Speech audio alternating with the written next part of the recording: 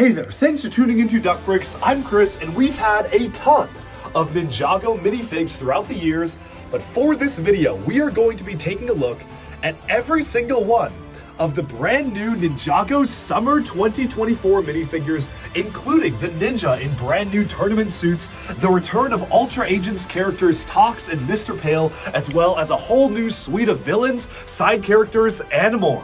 And so, join me as we dive into some comparisons, first looks, and early special sneak peeks at some of the newest LEGO Ninjago Summer 2024 minifigures right now.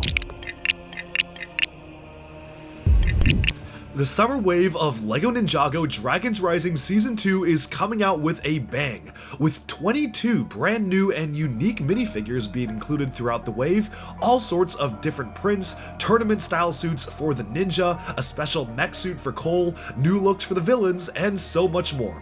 Some of the most exciting minifigures are actually returning characters who first appeared in Tournament of Elements in 2015 but have gotten all new looks, and those are of course the brand new Elemental Masters Tox and Mr. Pale, who previously appeared in the LEGO Ultra Agents theme when LEGO was basically just reusing designs to appear in the tournament. Of course, since the entire focus of the second part of Dragons Rising Season 2 is the Tournament of the Sources, we get a host of all new styles of minifigures, with Raz's forces powered up by the Blood Moon, integrating a new purple and red color scheme, while the heroes are donning sleeveless looks, which is kind of a callback to the original 2015 tournament suits. This is a really interesting new wave of minifigures with new accessories, molds, pieces, all together, lots and lots of different detail and all sorts of really unique pieces included in the minifigures themselves, and I'm really excited to have the chance to just dive deep into each of the different characters, especially because our mega review posted yesterday focused primarily on the sets and didn't really cover the figures in that much detail. Now, the way I'll be structuring this video is by focusing first on the heroes, and then the villains, and then the side characters. And granted, we don't know that many story details of the Season 2 Part 2 series yet. At the time of recording this video, the show has not aired yet, so if you're looking for show-relevant details, unfortunately, I don't really have that much information as of right now. But with that, let's just start off with the minifigures themselves and talk about the heroes. Now, what's really interesting is that they've introduced a brand new armor element for the heroes themselves. It is very similar to the Ninjago Skybound armor piece, with it being a two-sword scabbard and one armor pauldron on the side, but they just have a little bit of extra detail, making it feel a little bit more ornate compared to that older armor piece. One thing I do want to note about the way they distributed the figures in the sets, which is something I really appreciate, is that if you buy every single set, you get exactly 2 copies of every single ninja outfit, minus Mech Cole of course. But for the tournament outfits, if you get all the sets, the minifigure distribution is literally just even, and it's been a long time since LEGO has done that. Sometimes they do lock special minifigures behind certain larger sets, and I just really appreciate how they just have had an even distribution of figures this time around, which prevents this wave from having the problem of a lot of prior Ninjago waves, where certain just regular core suit outfits for some of the ninja were locked behind very expensive sets. The other thing that I do want to note that's really great is that if you purchase both the $50 Tournament Battle Arena as well as the $250 Tournament Temple City, so literally just 2 out of the 6 sets in the wave, you will get every single minifigure that they have exclusive for this entire wave outside of the Mech Cole, which is exclusive to the mech itself. I think that's something that they did that's really, really nice. You basically can get all of these specialized suits all in one go, which is pretty much unheard of for a Ninjago wave to actually give us this, but you know what? It's a surprise to be sure, but a welcome one. Before we jump into any of the specific minifigures though, I do want to highlight the brand new armor piece, which you can see right here. They have it molded in both pearl gold for the ninja as well as black for Evil J. And this is kind of basically just a replacement for that Skybound piece. Obviously the mold for that piece is now discontinued, so they created something new for the tournament. I actually quite like it. I really did always like that original Skybound armor piece, which had a very cool look of 2 swords both sticking out of one side, and given that they also introduced a brand new short sword mold, which you can see sticking out of some of the scabbards, and is kind of a medium-length sword between the knife that was introduced in Hunted in 2019 as opposed to the longer katana. I really like how you just have so much more options when you actually armor up the characters. One final thing I do want to note when you're taking a look at all of the characters in one go is that for certain sets, the minifigures do not include the armor pieces, which is unfortunate. So for instance, in the Zane's Ice Motorcycle, the $10 set, he doesn't have armor, as well as there's the version of Nia without armor as well, so certain minifigures won't have the armor pieces.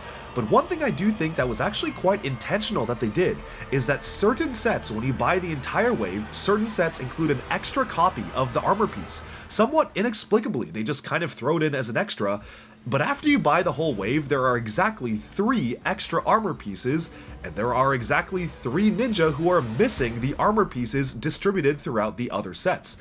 Do I think this is a coincidence? No, but I also think it's really strange how LEGO actually thought that through and decided to give us just a little bit of extra goodness in terms of extra armor pieces being included to allow folks to armor up the minifigures that they do wish. It's a very small gesture, but I really do appreciate that they are rewarding people who do decide to purchase the entire wave with the armor needed to fully gear up the rest of the ninja. Should the ninja have included the armor pieces to begin with? Yes, I think they probably should have, but I do also think that obviously that's something that Ninjago has been doing for years and years, where they make the fully armored up version of the character locked behind one of the larger sets and the smaller sets don't have the armor pieces. So I do at least like that for some of the sets they do include extras, so if you do buy the entire wave, you have the chance to be able to add armor onto them. But moving on from that, I think it's time to take a look at the individual ninja. Now, starting off with Tournament Lloyd here, one thing I do want to point out is that I really appreciate the usage of the brighter green as opposed to the Bionicle Mata green or standard LEGO green.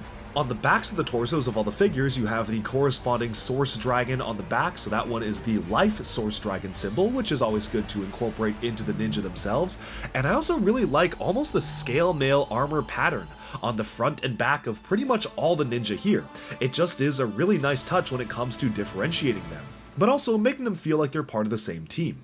Moving onwards to Kai here, one other thing I want to note about these particular elemental suits is that they actually have a little brooch on the upper right side of the torso, and each of them is corresponding to the individual elements. So that's again another really cool detail that makes it feel like they're all part of one team, but also differentiates each of the elements for the corresponding ninja. Kai has the Source Dragon of Motion symbol on the back because fire does correspond with motion there and is looking particularly striking with the red and dark red and gold patterns.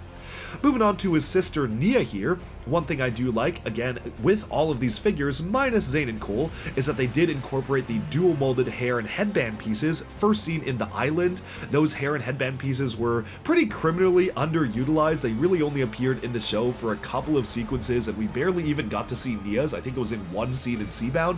So I like how they actually did make the effort to allow these actual brand new dual molded pieces that were introduced a couple of years ago to get their time to shine. And then moving onwards to Zane here, he has a metallic silver, white, and gold color scheme with a little bit of hint of that lighter blue.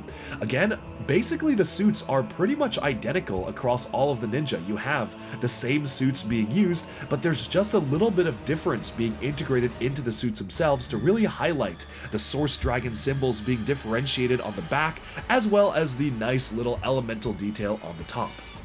I think for all of the ninja, one of my favorite tournament suits is actually Cole.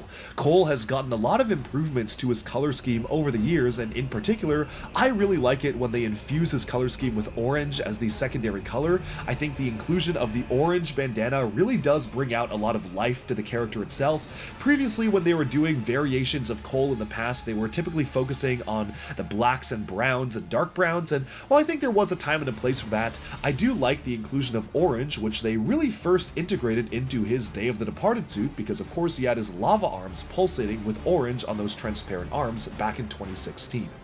Cole does get an additional outfit in the form of a mech suit, and this has seen a lot of controversy, and I definitely have a lot of thoughts on how they pulled this one off. Obviously, Cole has this primarily white and orange suit. There's pretty much no black seen on the torso at all, which is very, very strikingly different compared to what we're used to for a minifigure like Cole. I do like the usage of the Praetorian Guard armor recolored in orange, as well as the transparent orange swords introduced just last year, which really makes this feel more like an Exoforce inspired suit or something inspired by anime, as opposed to his other looks. The suit does not include the hairpiece, but I did want to show what it does look like on the character itself. And the one thing that I do want to say about this minifigure I feel like the black on the hood is a little bit striking in the wrong way. I feel like the color distribution isn't quite right for the minifigure, and people have seen what it looks like recolored to white. That's the only thing I would have changed, is actually change the black on the hood to white, but otherwise it is a really cool suit. Maybe doesn't necessarily feel like it fits with Cole, but I do think it is a very nice mech suit in general, and I'm certainly more positive on it compared to the others. But moving on here, we can take a look at the new recruits who thankfully do have new suits this time around. Aaron right here is sporting his tournament suit, and they do have an integration of dark blue, which some people have hinted like maybe he's going to join Raz's side or turn evil, which I think is going to be really cool, but I also think that is just a callback to the dark blue jeans that he used to wear. It's a nice highlight color that does break up the orange and flame yellowish orange color scheme, and then Sora has a very nice detailed suit with the printed tech arm. A very nice detail. I'm really glad they added that in, because especially when you compare it to her previous suit coming from Imperium, Sora has a much more detailed suit compared to the rest of the ninja, and Aaron and Sora's suits are not actually standardized compared to the tournament suits for the regular ninja. They do have all of this extra detail factored into the suits themselves, and that's something I really do appreciate about the way they were able to pull this off. Finally, we have Wildfire here, who doesn't actually include a brand new outfit for this particular season. This is the same outfit she had in March, but given that she has never actually appeared in the show with this outfit yet, it totally makes sense. They were kind of saving that for the tournament itself. Again, really like how they have a very nice differentiated look for the symbol on the back, a brand new mold for the hairpiece as well. She's not just reusing that Monkey Kid Changa hairpiece, and it's just a good minifigure to round out the team, but we've seen this one before, so we can move on. Moving onwards from that, I want to take a look at the villains. And the villains of the wave are, going to be honest, kind of a mixed bag for me. I think that Raz, the generals, and especially Evil J look phenomenal, but the minions this time around, the Wolf Mask Warriors, definitely feel like they've been downgraded, and we'll talk about that more when we take a look at them in particular. I just feel like the bright red and bright purple color scheme definitely comes across as a little bit too toyish and not menacing. I really preferred their older color scheme with the dark blue and the sand blue. That was a really nice color scheme they had before, and I feel like it is a little bit broken up by the fact that they have introduced these very bright and jarring colors into the Wolf Mask Warriors themselves. Lord Raz, on the other hand, integrates azure colors into his actual detailing, almost looking like crystal armor, which looks absolutely phenomenal, and they did introduce a number of new molds for the villains this time around, one of which being this energy wolf claw piece, which I think looks pretty cool. Definitely does feel a little bit kind of like those hidden side appendages that we would get back in the ghost possessed form of the hidden side minifigures, so it feels maybe a little bit too much like that, and I feel like those were a little hit or miss. I'm still not really sure how I feel about it. I definitely want to see what it looks like in the show itself, but it is a cool actual arm attachment to make them feel more menacing, and I love the inclusion of the red CCBS claw pieces for that as well. We also get the Shatter Spin armor piece being introduced for the first time in physical form, and to be completely honest, I'm really mixed on this piece. In the show, it looks really cool because the claws are dark blue, the center of the chest is glowing red, and you actually have all sorts of different colors factored in, but unfortunately they decided not to dual mold this piece and instead just make it one single color. We get one in bright red and one in the silver color, which I think looks alright, but definitely does feel like it is kind of just a blob sitting on top of the minifigures, because I just feel like they should have just added a little bit more color. Maybe they didn't have the budget to ask for a dual molded element, and I do feel kind of greedy given that they gave us so many amazing dual molded elements already in the wolf mask pieces and the climber ninja from March, so it almost feels like too much to ask for. But it definitely does feel like they could have just allocated a bit more budget into this armor piece to make it feel a little bit cooler in the way that it's done. And the final thing I do want to mention is that for whatever reason, Jordana and Cinder have it on backwards as the way it appears in the show.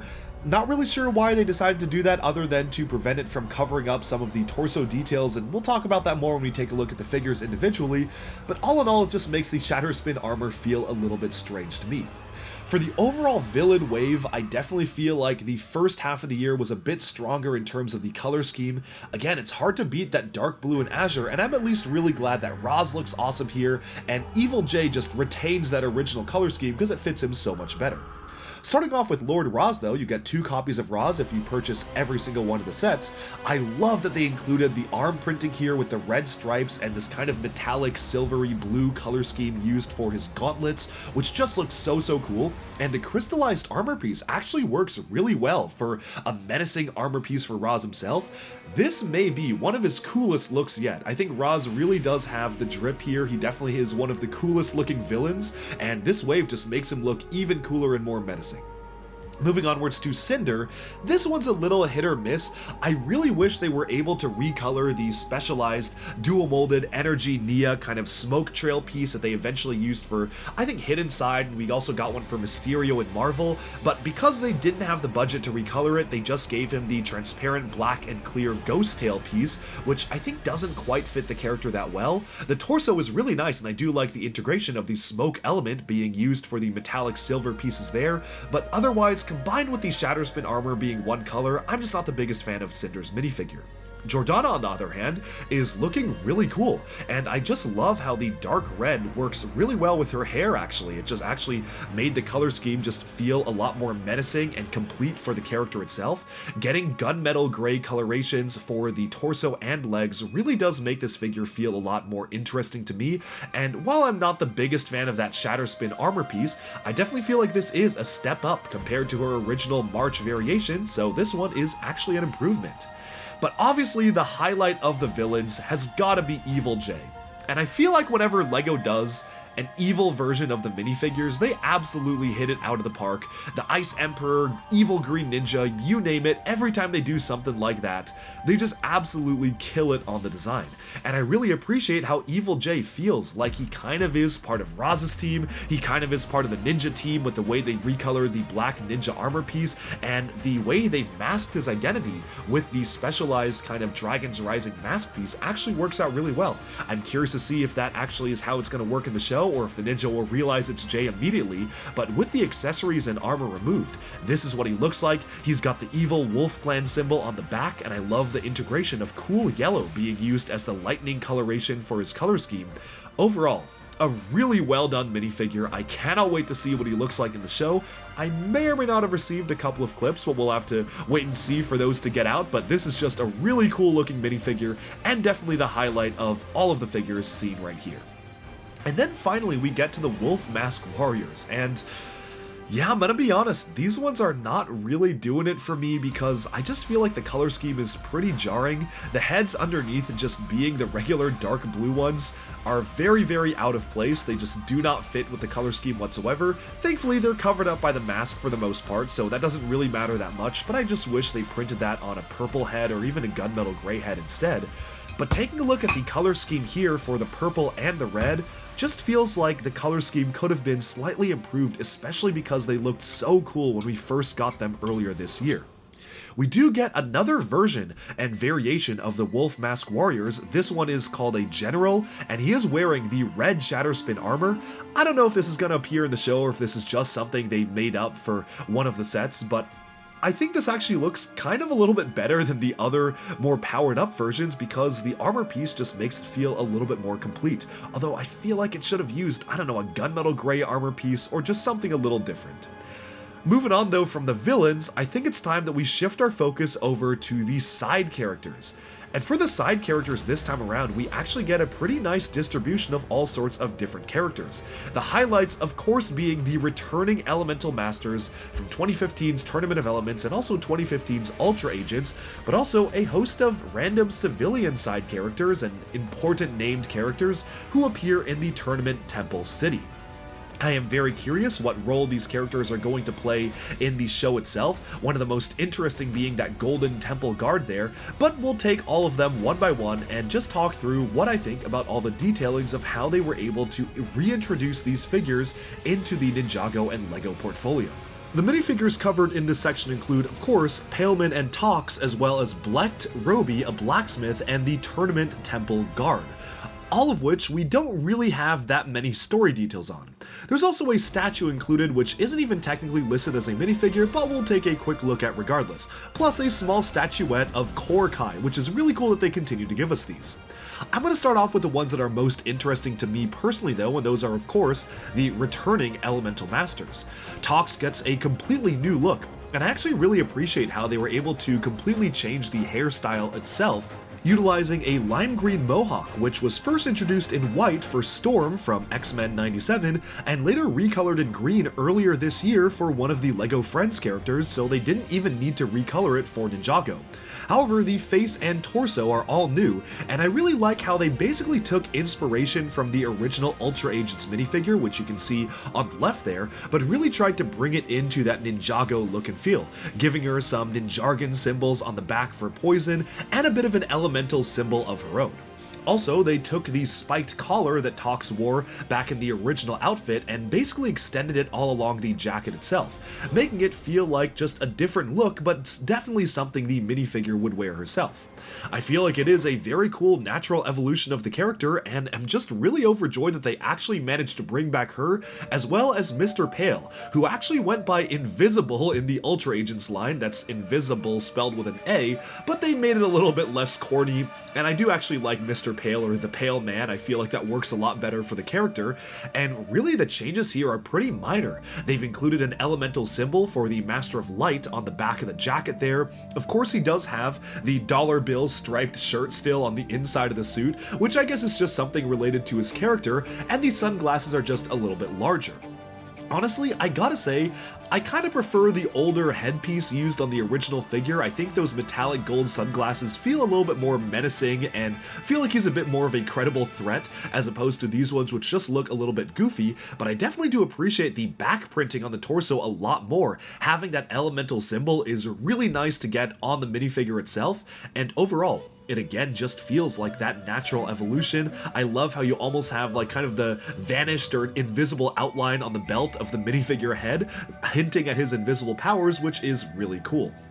But moving on from that, it's time to take a look at the next minifigure, which is the Tournament Temple Guard. And this one is clearly supposed to be some sort of a robotic droid or a ninjroid, which I think is really interesting, how they were able to factor in so much detail into this mechanical character. Not only is the character utilizing the dragon form armor piece, which I think is a good one, feeling appropriately ornate, but it also is using a recolored dark orange version of the LEGO City pilot piece, which is a really interesting piece to use around the mouth. It has never appeared in Ninjago yet, so I think it is a very nice inclusion for the minifigure itself. You can see what looks to be a shuriken or gears on the belt of the torso, almost making it feel like this is one of Dr. Julian's inventions, although I'm sure that this is probably unrelated. I guess we never know, but it is just a really interesting robotic character. Now, I have no idea how this is going to fit in the story. There could be a ton of these guys, and I wish we army built it. There could be only one that appears in like a 5-second scene like the Spirit of the Temple last year. You never really know with these very one-off strange Ninjago characters, but it is still a really cool one to get.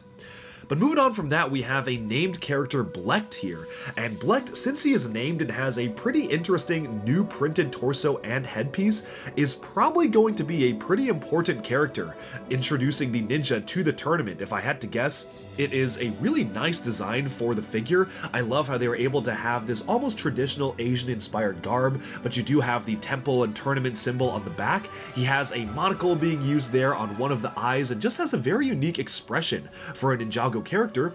Not really sure what his deal is, but always cool to get a brand new side character for us to learn about. This character, on the other hand, is just the blacksmith, and she doesn't even have a name, she just goes by the blacksmith. So honestly, I feel like they just were trying to include a regular civilian character into the set. I don't know if this character is going to appear in the show. If I had to guess, I doubt it, or maybe just as a background character, but I just want to flesh out the entire city and make it feel lived in with some civilians running around as well. Finally, we have Roby, who is another named character with a brand new torso, the purple and the red. Almost feels like it's in the Lord Ra's color scheme with purple and red, so I'm not really sure what the intention was behind that. He also does have that tournament symbol on his back, so it could be a coincidence that he is sporting the color scheme of the villains, because he seems like a pretty friendly individual. I don't know why he'd be wearing the evil color scheme, but I guess we never know. He does come equipped with a 1x2 tile, which is showcasing kind of like that Apple Pay or kind of tap to pay type of piece they introduced for the phones in LEGO City. But overall, just another interesting civilian character, and for whatever reason, they did spend an element slot on printing a brand new torso for this character. So maybe Roby is going to be more important than we realize. Of course, he and Blecht do have those specialized torsos, so super curious to see where they're going with this one in the story itself. And finally, there is just one final minifigure included in the Tournament Temple City, and that is this statue here.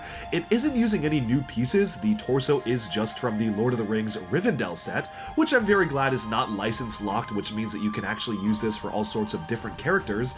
But I'm just really curious to see who this statue is meant to depict. It is using the same hairpiece that we previously got on the statue for Lily, Cole's mother.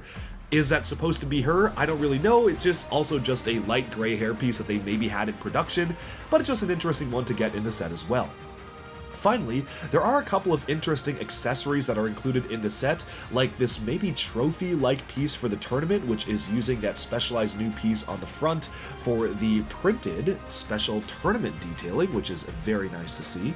It's a really interesting piece that very much evokes the Chen's staff type of tournament thing. Very curious to see if this will appear in the show or how it will be used, but so far, it's just a really cool accessory that they added in the set. And speaking of very cool accessories, I absolutely wanted to highlight this piece right here, where they actually recolored the Climber Ninja piece in brown and gunmetal gray, the most realistic coloring that we've gotten of the piece yet. It literally is just randomly thrown into the blacksmith shop, not even highlighted on the box, and to me, this is just a really nice thing that the designers decided to throw in. Kind of feels like just a little bit of an extra bonus to make it actually be useful for army building or realistic colors. They didn't need to do it, but it's really nice they did, and that's one of the coolest new armor pieces we got this year from Ninjago. And finally, a brand new mold has been introduced for the baby or maybe spirit source dragons. It only appears in gold and transparent orange, but this is what that brand new dragon mold looks like. Very interesting because they also introduced a brand new baby dragon mold for Harry Potter with Norbert in Hagrid's hut, but this is not the same mold, meaning that we got two small-scale dragon molds from LEGO this year. Kind of strange we got that, but it is a nice one, and I'd love to see this one printed with actual eyes and wings. And with that, I think we have summed up pretty much every single one of the minifigures, characters, and accessories that we got for the summer wave of Ninjago 2024. Definitely some really, really good heavy hitters, some downsides and some kind of missed bags for the actual villain figures where I feel like the color scheme just doesn't really hit for me. But overall, this is a really solid wave. I'm very happy with the figures. Evil J looks great, Roz is amazing, the tournament suits for the ninja all feel very uniform, like they're united in the same team, but also have little different elemental symbols and actual ninja symbols integrated into them to stand them apart. And opening those boxes and seeing Tox and Mr. Pale, or the Pale Man, back in minifigure form after so many years was a surprise to be sure, but a welcome one. I was so happy to see that. And overall, a really solid lineup for the summer lineup of Ninjago minifigures. Very curious to hear in the comments which ones are your favorites, which ones are you most excited to get your hands on, and what do you think of the characters? I definitely feel like some are pretty controversial, Mech Cole being probably one of the most controversial suits of the wave. I like him, but not everyone does. And also, let me know how you think these stack up against some of the other suits we've gotten for the ninja in the past, particularly the 2015 tournament suits, which are basically the direct comparison that we've gotten with these particular characters. Good to see Sora and Aaron get new suits, and I hope they continue to get new suits for the ninja for the rest of the years that they remain on the team. And with that, we have summed up our look at every single one of the LEGO Ninjago Summer 2024 minifigure selection. Alright, and with that, we have summed up our look at the brand new Summer 2024 LEGO Ninjago minifigure selection. Again, I really like how they made it such that if you buy both the Tournament Temple City and the Training Grounds, you get pretty much a copy of every single minifigure in this wave, which is kind of a first for LEGO, but hey, keep it coming. Overall, big fan of these figures, but I want to hear your thoughts. What are your favorites? What are your least favorites? How would you rank these figures? And which ones are you most excited to get when sets launch this summer? That's all for this video. Thank you so much for tuning in. Be sure to like and subscribe for even more LEGO news, reviews, discussion, and analyses coming your way very soon, and bye for now.